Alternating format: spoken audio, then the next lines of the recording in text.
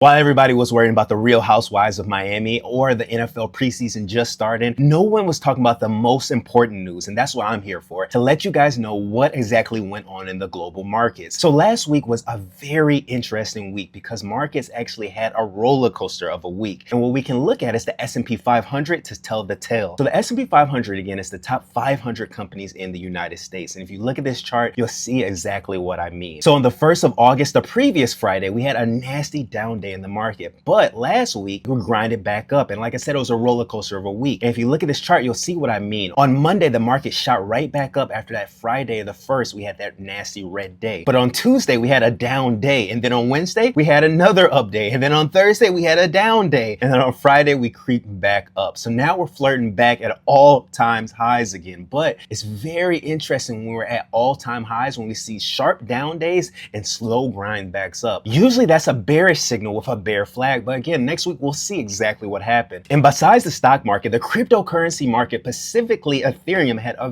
very good week. If you look at this chart, you'll see that Ethereum went from about $3,300 to about $4,300 in 1 week. That's about a 20% gain. This coming week, we'll see, will those gains hold up, or will we be going back down in the market? Now, last week we did not receive major economic data, but we did receive earnings from one of the most interesting companies in the whole United States, and that is Peloton. Now, you might ask, what exactly did Peloton do? And the honest answer is, I don't know. And actually, nobody knows. And that's the interesting thing about that company. But after doing some research, I can give you a baseline of what they do. And Peloton basically gathers a whole bunch of data, and they use the AI to cipher through that data. And then the AI predicts what people would do in certain situations. So it's like having an AI crystal ball, kind of. And actually, one of the biggest clients for Peloton is the United States government. So Peloton had its earnings on Monday. If you look right here, Peloton blew those earnings apart. But one thing that was very interesting about Peloton earnings was the revenue. For the quarter, revenue was actually projected at $1 billion.